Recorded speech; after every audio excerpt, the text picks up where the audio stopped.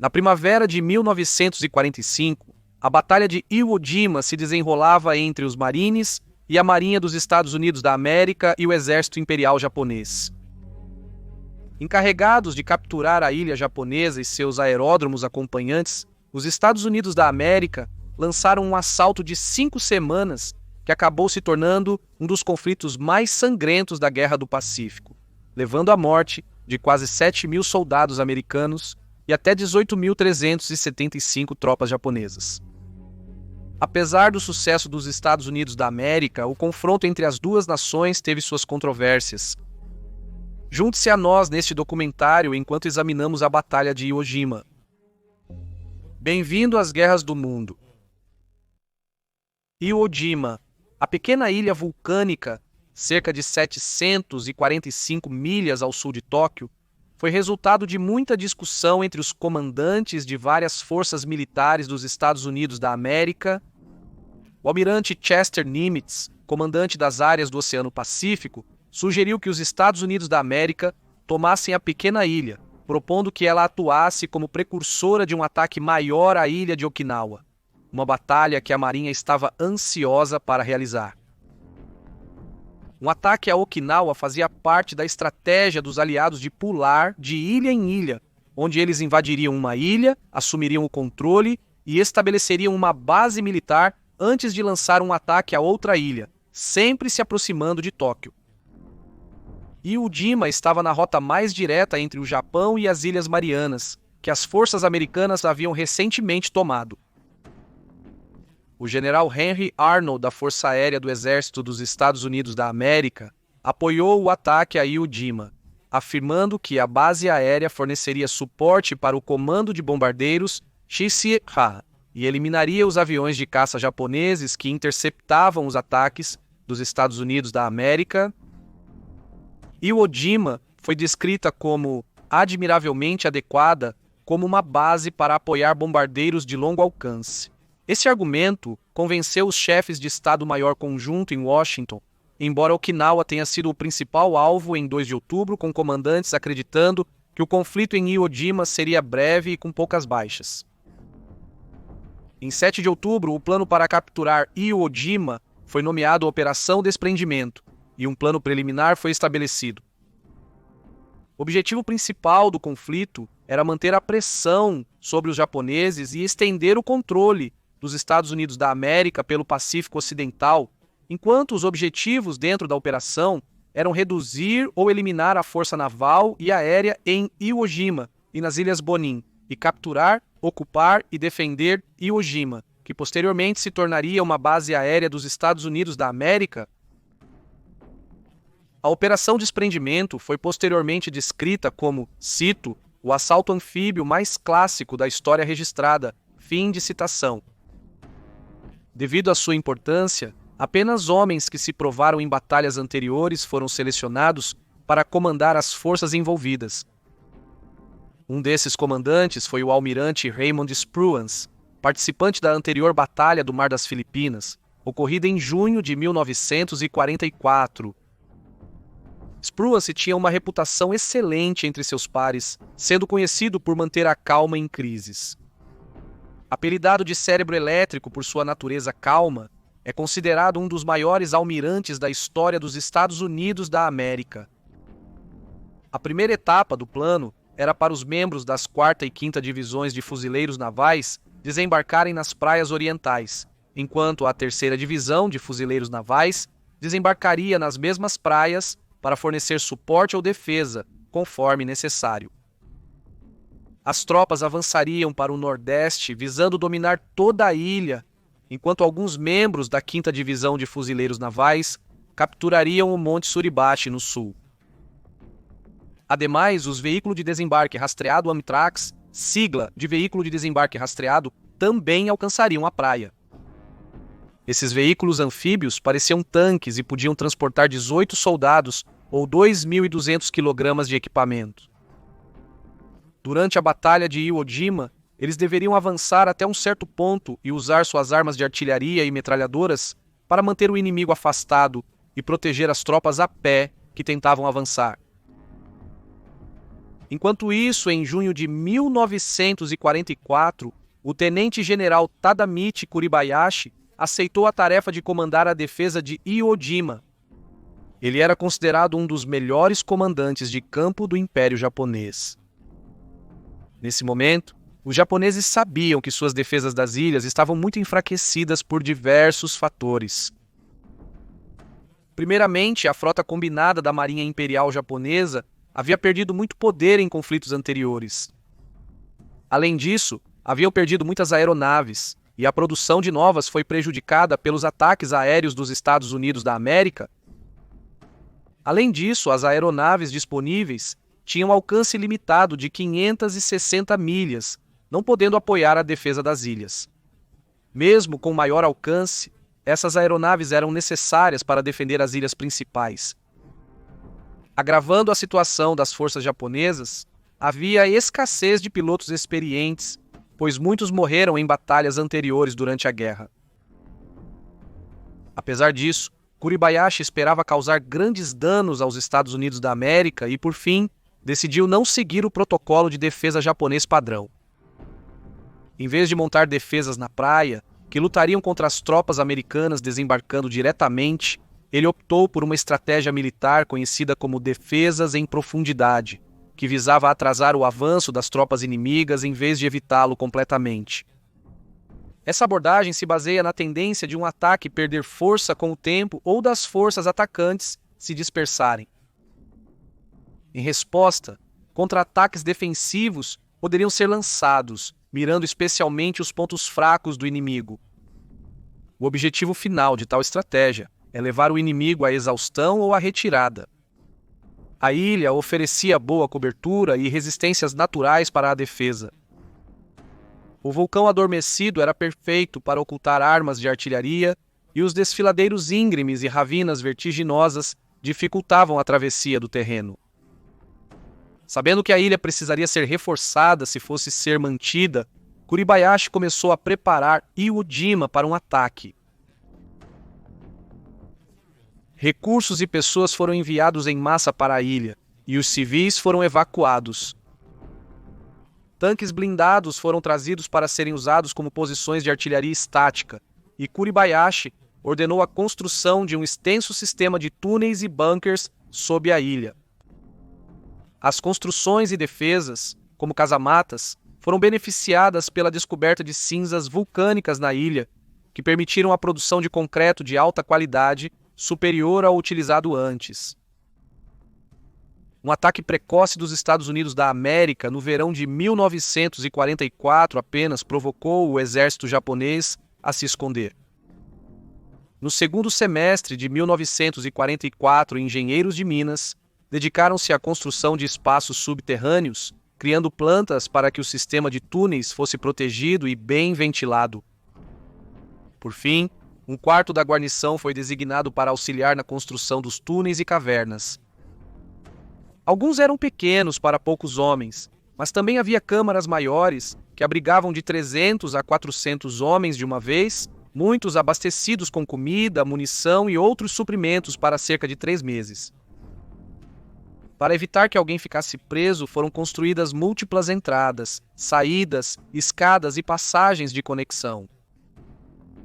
Os japoneses pretendiam criar um grande caminho subterrâneo conectando todas as instalações de defesa importantes, mas não o concluíram a tempo. Apesar disso, eles criaram cerca de 11 milhas de túneis até fevereiro de 1945.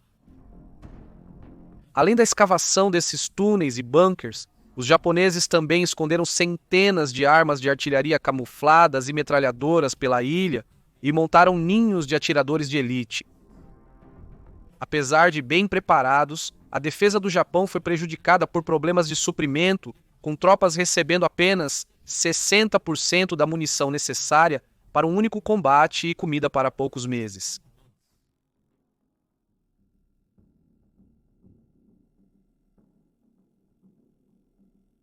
A partir de 15 de junho de 1944, a Marinha e as Forças Aéreas do Exército dos Estados Unidos da América iniciaram bombardeios nas costas de Iwo Jima, usando artilharia naval e ataques aéreos. Esses ataques durariam 9 meses, no que é considerado o bombardeio preliminar mais longo e difícil da Guerra do Pacífico. Muitos soldados americanos que participaram desses ataques logo concluíram que usaram força suficiente para matar a maioria dos japoneses. Porém, sem que eles soubessem, esses soldados estavam acampados nos túneis e câmaras abaixo da ilha. Em 8 de dezembro, os 800 toneladas de bombas em Iwo Jima, mas o ataque pouco afetou as defesas japonesas. Menos de um mês depois, em 1º de janeiro, os Estados Unidos da América bombardearam o aeródromo 1. Kuribayashi enviou tropas imediatamente e o aeródromo voltou a funcionar em apenas 12 horas. Nas semanas antes da batalha, os comandantes americanos discordavam novamente entre si. Desta vez, houve desacordos entre o contra-almirante William Bland e o major-general Harry Schmidt sobre a duração do bombardeio pré-desembarque que planejavam realizar. Schmidt, comandante da Força de Desembarque dos Fuzileiros Navais, solicitou um assalto de 10 dias, mas Bland, o comandante da Força de Apoio Anfíbio, recusou, acreditando que não teria tempo suficiente para recarregar as armas de seu navio antes do desembarque dos fuzileiros navais.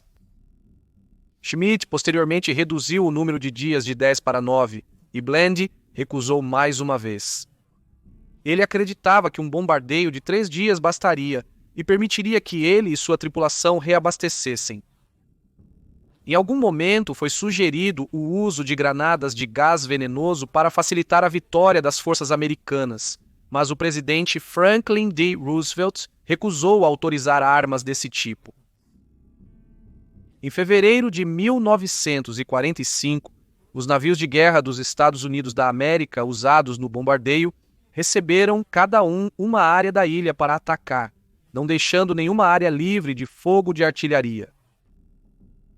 Cada navio disparou por cerca de 6 horas seguidas antes de parar devido às más condições climáticas nos dias anteriores ao desembarque, dificultando para os comandantes avaliarem a eficácia dos bombardeios.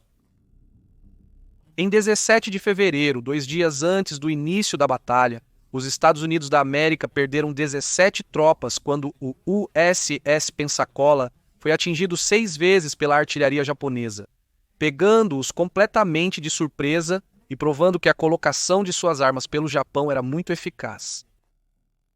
Similarmente, logo após, 12 pequenas embarcações foram alvejadas por tiros japoneses ao tentar enviar uma equipe de demolição subaquática. O navio destruidor USS Lutz foi atingido ao tentar defender embarcações menores, resultando na morte de 7 tripulantes. No dia seguinte, o mau tempo e a baixa visibilidade dificultaram o bombardeio da ilha pelos navios dos Estados Unidos da América. Em geral, o método americano de bombardeio à ilha antes do desembarque foi tido como muito ineficaz. As crateras das explosões apenas forneceram mais cobertura aos soldados japoneses. Apesar dos bombardeios terem destruído vários bunkers e cavernas subterrâneas, o que foi considerado uma pequena vitória para os Estados Unidos da América. Até 19 de fevereiro, a força defensiva do Japão era de 21 a 23 mil, enquanto a batalha envolveu cerca de 60 mil fuzileiros navais dos Estados Unidos da América e milhares de Seabees da Marinha Americana.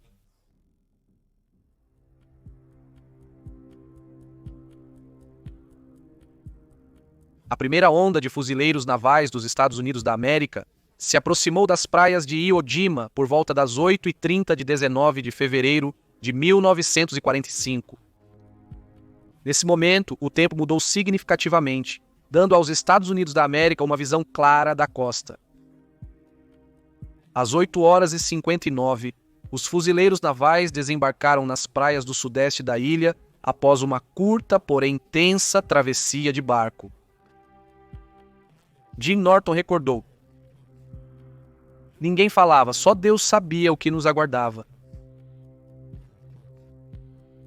Cada uma das 5 ondas de fuzileiros navais também foi acompanhada por 69 veículos de desembarque rastreado Amtracs blindados. Inicialmente, tudo parecia simples para os fuzileiros navais. talvez até simples demais. Os fuzileiros navais foram prometidos um avanço fácil para o interior. A falta de resistência soviética imediata dos japoneses fez alguns especularem que os bombardeios anteriores haviam ajudado a suprimir as forças inimigas. Mas não demorou muito para que a cinza vulcânica solta que cobria a ilha se mostrasse um problema, com os soldados afundando cerca de 1 pé de profundidade na substância, enquanto terraços íngremes com até 15 pés de altura paravam a grande maioria dos Amtraks que não conseguiam subir ângulos tão íngremes. A areia preta e macia também dificultou o deslocamento dos veículos lançadores de foguetes, causando engarrafamentos, pois os fuzileiros navais não conseguiam limpar a área antes da chegada da próxima onda de embarcações. Os veículos pararam e as tropas tentaram avançar. As margens da ilha estavam repletas de veículos e equipamentos abandonados pelos fuzileiros navais para ficarem mais leves entre as cinzas. Com as praias lotadas de Amtraks e soldados, Kuribayashi disparou sinalizadores para indicar aos seus homens que era hora de abrir fogo. Por volta das 10 da manhã, tiros de metralhadora e pesada artilharia começaram a chover nas margens de Imogema. A cinza macia tornava impossível a construção de trincheiras para ajudar a proteger os fuzileiros navais dos tiros, e em pouco mais de 1 hora, a praia havia se transformado em algo saído de um pesadelo, com o cabo Charles Johnson lembrando, citação, era uma visão terrível. Eu olhei para a praia e era como um inferno. Fim da citação. O historiador Derek Wright também observou: em praticamente todos os buracos de granada havia pelo menos um fuzileiro naval morto. Fim da citação. A primeira onda de fuzileiros navais avançou inicialmente menos de 1 milha, depois quase 2, graças aos CIBs dos batalhões de construção naval 31 e 133, que abriram caminhos com tratores para os companheiros seguirem. O fogo japonês subsequente veio de bunkers, casamatas, crateras e buracos de coelho no chão, enquanto as tropas japonesas que falavam inglês pediam ajuda para atrair o pessoal médico da Marinha dos Estados Unidos da América. As tropas dos Estados Unidos da América se dividiram, avançando em pequenos grupos em vez de uma força sólida, enquanto os soldados japoneses disparavam de uma área, desapareciam e reapareciam em outra, atirando novamente. Os navios de apoio da Marinha se aproximaram da costa e começaram a eliminar algumas posições de tiro japonesas próximas. Porém, minas terrestres ocultas, casamatas reforçadas e artilharia camuflada impediram o avanço dos fuzileiros navais. As dificuldades dos fuzileiros navais eram agravadas pelo método das tropas japonesas de abrir portas de aço reforçado para atirar e depois fechá-las para evitar contra-ataques, impossibilitando a rápida eliminação da pesada artilharia escondida no Monte Suribachi. Além disso, os túneis que os japoneses trabalharam incansavelmente para construir sob sua ilha serviram-lhes bem. Apesar dos bunkers e cavernas serem frequentemente limpos com granadas lançadas pelas tropas dos Estados Unidos da América, os soldados japoneses costumavam retornar assim que possível, surpreendendo muitos fuzileiros navais com o reaparecimento repentino de forças inimigas que pensavam ter eliminado.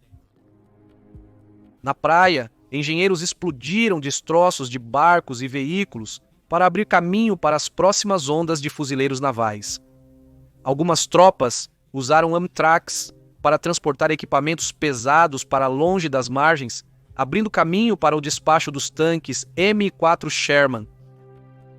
Esses veículos eram particularmente úteis, pois eram difíceis de desativar e muitas vezes exigiam que os soldados inimigos se expusessem ao atacá-los, deixando-os vulneráveis ao fogo inimigo. À tarde, mais tropas, incluindo batalhões de reserva de 4 equipes de combate regimentais e 2 batalhões de tanques, preparavam-se para ir a Iwo Jima auxiliar as equipes de desembarque. Cada grupo de reserva trouxe um batalhão de artilharia. No total, cerca de 30.000 tropas a mais foram enviadas para a ilha naquela noite. O resto do dia foi um pouco melhor para os soldados dos Estados Unidos da América, embora o repórter da Time Life, Robert Sherrod, descreveria depois a primeira noite como um pesadelo infernal. As granadas de iluminação disparadas pelos destroyers dos Estados Unidos da América acabaram iluminando mais as tropas japonesas para mirarem seus inimigos, e os médicos lutaram para cuidar dos feridos sem serem alvejados. Um destacamento médico perdeu 11 de seus 26 homens, enquanto outro perdeu 2 médicos e 16 auxiliares de enfermagem. Ao final do dia, aproximadamente 2.400 soldados americanos morreram. Apesar deste número, os comandantes permaneciam esperançosos, pois o ataque inicial foi mais bem sucedido que os primeiros assaltos anteriores, como a Batalha de Saipan. Enquanto isso, os soldados dos Estados Unidos da América se preparavam para um ataque Banzai naquela noite, mas Kuribayashi os havia proibido, considerando um desperdício de recursos. Aproveitando a escuridão, pequenos grupos de tropas japonesas buscavam pontos fracos e lacunas para explorar, coletando informações. Durante o dia, os soldados aguardariam em suas posições defensivas até que os fuzileiros navais os encontrassem. Na manhã seguinte, as tropas japonesas foram bombardeadas por navios da marinha durante aproximadamente 50 minutos. Subsequentemente se mudaram após o ocorrido. O 28º Regimento, liderado pelo coronel Harry Liversedge, tentou alcançar o Monte Suribachi. Mesmo com apoio de artilharia e destruidores de tanques, avançaram apenas 180 metros no dia. No mesmo dia, a 4ª Divisão alcançou o Aeródromo 1 e se voltou para examinar a primeira grande linha de defesa dos japoneses. Apesar de terem que avançar, as defesas de Kuribayashi foram consideradas muito difíceis de enfrentar sozinhas. O tenente-coronel Chandler Johnson, do 2º Batalhão, relatou, citando: "Defesas inimigas muito maiores do que o esperado. Havia um bunker a cada 10 pés. O suporte foi bom, mas não destruiu muitos bunkers ou cavernas. Os grupos tiveram que avançar passo a passo, sofrendo baixas severas." Fim de citação. Neste mesmo momento, Kuribayashi deu suas últimas instruções aos defensores do Monte Suribachi. Citação: "Primeiro, deve-se defender Iwo Jima até o amargo fim. Segundo, deve-se destruir as armas e homens inimigos. Terceiro, deve-se matar cada soldado inimigo com ataques de rifle e espada. Quarto, deve-se disparar cada bala para o seu alvo. Quinto, deve-se, mesmo que seja o último homem, continuar a assediar o inimigo com táticas de guerrilha." Fim de citação. Os engenheiros navais depois cortaram o cabo que permitia a comunicação entre os que estavam na montanha e na sede. Em 22 de fevereiro, o 28º Regimento tentou novamente penetrar as defesas no Monte Suribachi. Auxiliados por bombardeios navais e aéreos, desta vez o grupo conseguiu romper quase até o pé da montanha. Embora Kuribayashi tenha designado pouco mais de 1.800 homens para defender a montanha, apenas uma pequena fração das tropas sob seu comando, ele insistiu em reforçá-la, adicionando numerosos blocos de casas e armas camufladas, bem como ampliando o sistema de túneis subterrâneos para que seus soldados pudessem se abrigar nas câmaras cuidadosamente escavadas por baixo. Os Estados Unidos da América usaram quase todo o seu arsenal na tentativa de derrubar aqueles na montanha em termos de armas. Morteiros, foguetes e dinamite foram todos utilizados, bem como tanques equipados com lança-chamas. Nada estava fora dos limites. Na tentativa de expulsar aqueles que se abrigavam dentro das cavernas e câmaras subterrâneas, essas áreas foram inundadas com água do mar e gasolina e, em outras ocasiões, submetidas a tanques com lança-chamas. Lutando na água, os japoneses retaliaram enviando aviões kamikaze que atacaram navios da Marinha dos Estados Unidos da América, incluindo o USS Saratoga e o USS Bismarck C. Este último pegou fogo e explodiu em parte, matando 200 marinheiros. Os Estados Unidos da América previam uma batalha árdua, apesar de terem cortado a comunicação entre os soldados no topo e na base da montanha. Mas quando duas pequenas companhias de rifle foram enviadas para escalar o topo da montanha, encontraram pouca resistência. Similarmente, o grande grupo de patrulha que seguiu encontrou poucos defensores, principalmente atiradores de elite, já que a maioria das tropas japonesas preferiu ficar dentro do sistema de cavernas, onde a maioria morreu. Às 10h20 da manhã do dia 23 de fevereiro, o primeiro-tenente Harold Schreier, dos 28 Marines, escalou o topo da montanha e plantou a bandeira americana, embora esta bandeira inicial tenha sido substituída por uma segunda bandeira maior mais tarde naquele dia. Este segundo hasteamento da bandeira, um momento famoso na história, foi documentado por Joe Rosenthal, que o capturou em sua fotografia hasteando a bandeira em Iwo Jima. Esta imagem mais tarde ganhou o prêmio Pulitzer de fotografia e é considerada a fotografia mais significativa e reconhecível da guerra. 800 fuzileiros navais morreram na captura da montanha, enquanto 1.200 soldados japoneses foram mortos pelas tropas dos Estados Unidos da América ou, no caso dos gravemente feridos, detonaram uma granada quando o inimigo se aproximou. Apesar do hasteamento da bandeira ter animado muitos fuzileiros navais, a batalha ainda duraria semanas. Nesse momento, restavam apenas 8.000 pés de terra controlada pelos japoneses na ilha de Iokojima. Mas, mais uma vez, os soldados americanos foram submetidos aos preparativos de meses do exército imperial japonês para a guerra, e eles enfrentaram um enorme morteiro de 320 milímetros capaz de lançar projéteis de 700 libras, além dos habituais foguetes, artilharia e fogo de metralhadora. Os soldados japoneses eram bem treinados e preparados para permanecer em posição até a morte, e o norte da ilha era ainda melhor defendido do que o sul, onde se localizava o Monte Suribachi. O General Holland Howland Mads Smith, o comandante que supervisionava toda a operação, que veio para a ilha e viu a violência em primeira mão, relatou mais tarde: foi a batalha mais selvagem e a mais cara na história do Corpo de Fuzileiros Navais. Kurabayashi ainda comandava cerca de 8 batalhões de infantaria, um regimento de tanques, 2 de artilharia e 3 batalhões de morteiros pesados, indicando que não seria fácil para os Estados Unidos da América dali em diante.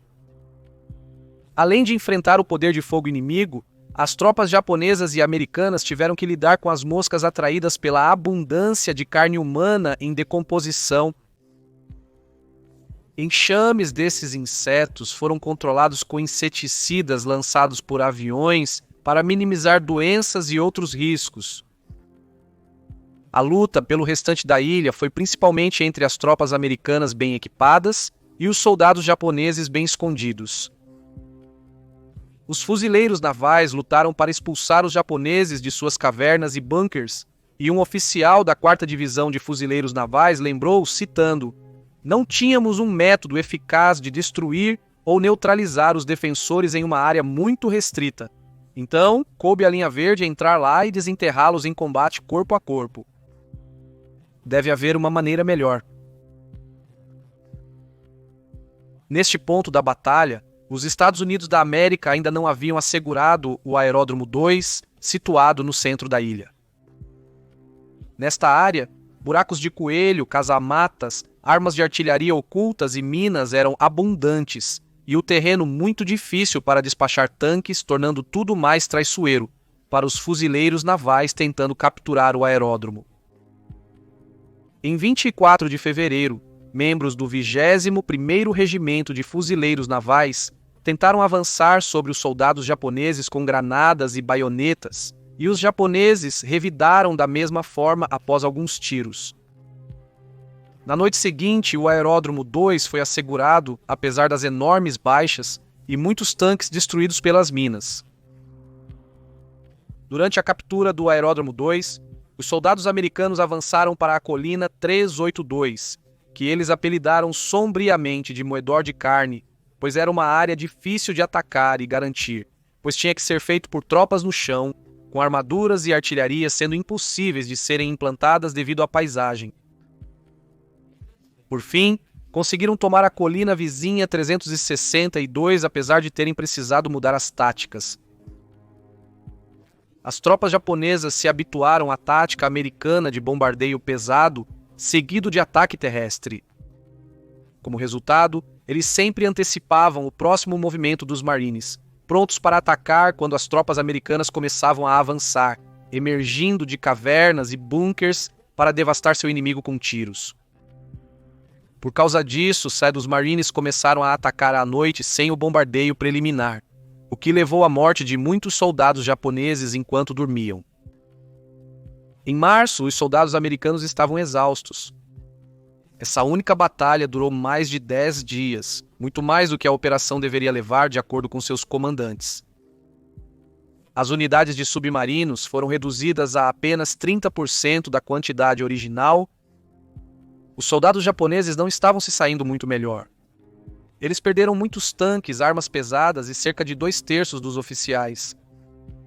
Além disso, com o esgotamento dos suprimentos, muitos soldados desesperados começaram a prender explosivos em si mesmos e se jogar sob os tanques inimigos. As comunicações entre os soldados e Kuribayashi também acabaram se desfazendo, o que levou muitas tropas a optar por partir para o ataque em vez de seguir suas táticas ofensivas prescritas, mesmo que essas táticas estivessem funcionando muito bem para eles anteriormente. Suas ações ofensivas os expuseram às tropas americanas, resultando em suas mortes. Na noite de 8 de março, o capitão Somage Inoue liderou 1.000 homens através das linhas americanas, matando 90 tropas oponentes e ferindo mais de 200 outros. Porém, a 4ª Divisão Marinha contra-atacou, matando quase 800, incluindo Inoue. No dia seguinte, as tropas americanas constataram que o restante dos homens de Kurabayashi havia sido dividido em 2, facilitando seu avanço.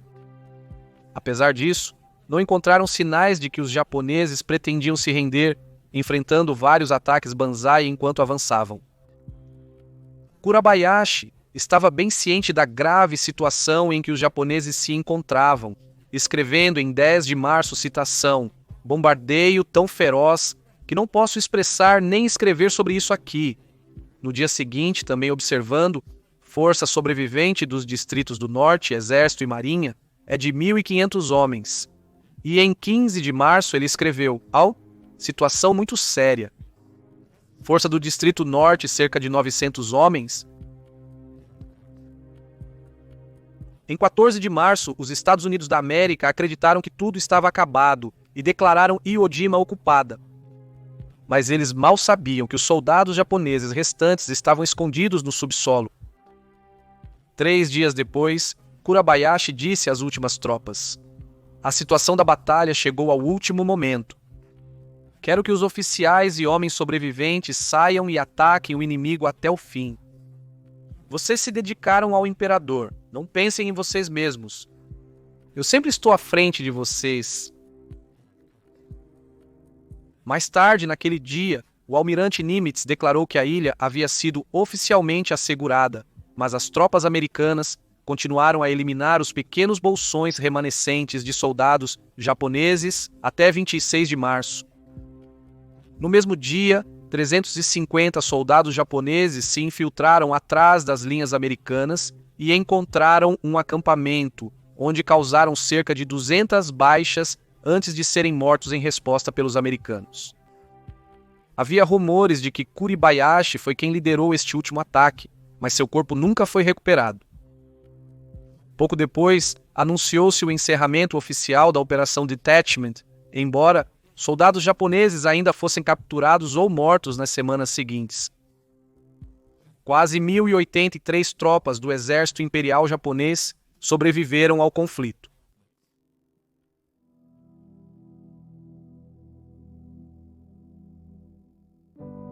A Batalha de Iwo Jima foi um dos conflitos mais terríveis da guerra, e até o público americano ficou chocado com a brutalidade de suas próprias forças. Uma rede de jornais demandou a substituição dos almirantes Nimitz e Spruance. Porém, logo a próxima batalha surgiu, desviando a atenção da conduta dos Estados Unidos da América em Iwo Jima. A Batalha de Okinawa começou apenas dias após o encerramento da Batalha de Iwo Jima. Durando 82 dias, este conflito viu até 84 mil baixas entre os Estados Unidos da América e os britânicos e 110 mil baixas japonesas. Muitos, como 150 mil civis, morreram durante esta luta. Embora os Estados Unidos da América tenham vencido, o confronto foi muito custoso para ambas as nações. A biblioteca do Departamento da Marinha relatou que, cito, o assalto de 36 dias resultou em mais de 26 mil baixas, incluindo 6.800 mortos. Fim da citação. Uma dessas mortes foi a do primeiro-tenente Harry Martin, do 5º Pioneiros, que liderou a defesa durante o assalto final dos soldados japoneses que infiltraram as linhas inimigas. Martin foi posteriormente condecorado póstumamente com a Medalha de Honra. No total, foram entregues 27, o maior número de qualquer única batalha na história do Corpo de Fuzileiros Navais. Das tropas dos Estados Unidos da América, Nimitz afirmou, citação, entre os americanos que serviram em Iwo Jima, a valentia incomum era uma virtude comum. Fim da citação. Roland Smith afirmou em uma coletiva de imprensa, mostramos aos japoneses em Iwo Jima que podemos aguentar qualquer coisa que eles têm. Ver os fuzileiros navais atravessarem a ilha me lembrou da carga de Pickett em Gettysburg. Além das baixas dos soldados, os Estados Unidos da América perderam inúmeros aviões, incluindo 20 caças Grumman FM-2 Wildcat, 20 bombardeiros de torpedo Grumman Torpedo Bomber Model Avenger e 31 caças Grumman F-6F Hellcat em vários ataques, incluindo o afundamento do USS Bismarck C e outros ataques kamikaze. A Batalha de Iwo Jima é controversa até hoje e foi duramente criticada por muitos, mesmo logo após seu término. Em abril de 1945, o aposentado chefe de operações navais, William Pratt, disse à mídia que, cito, o gasto de mão de obra para exigir uma pequena ilha abandonada por Deus, inútil para o exército como base de preparação e inútil para a marinha como base efêmera, se pergunta se o mesmo tipo de base aérea não poderia ter sido alcançado, adquirindo outras localidades estratégicas a um custo menor. Fim de citação. Pratt não estava totalmente errado aqui também. Foi apontado que a captura de Iwo Jima era estratégica para estabelecer um aeródromo que serviria como local de reabastecimento para aeronaves. No final, os escoltas de caça de longo alcance que seriam usados foram considerados impraticáveis e desnecessários, pois as táticas de combate mudaram, deixando-os de uso limitado. No final, somente 10 dessas missões foram feitas da ilha. A ilha era útil para as incursões de bombardeiros B-20 e 9 originados dela, mas isso nunca foi um motivo para tomar Iwo Jima em primeiro lugar, sendo considerado um benefício após a batalha. O conflito também foi duramente criticado, porque os chefes de Estado conjuntos não consideraram as opiniões dos marines, ou as dúvidas levantadas por aqueles que ajudaram a planejar a operação. A decisão deles de prosseguir, apesar das preocupações, deixou um gosto amargo na boca de muitos, sugerindo que os chefes de Estado conjuntos foram imprudentes, jogando fora vidas em uma batalha com pouco benefício para a guerra como um todo. Até hoje, a Batalha de Iwo Jima é considerada um dos piores conflitos na Guerra do Pacífico. Para aqueles que a vivenciaram, Jack Fraser, um cabo do 2º Batalhão, 24 marines, provavelmente resumiu da melhor maneira. Em 18 de março, mais de uma semana antes da Operação Detachment ser oficialmente encerrada, ele escreveu, citação, Iwo Jima está segura, 27 dias de inferno.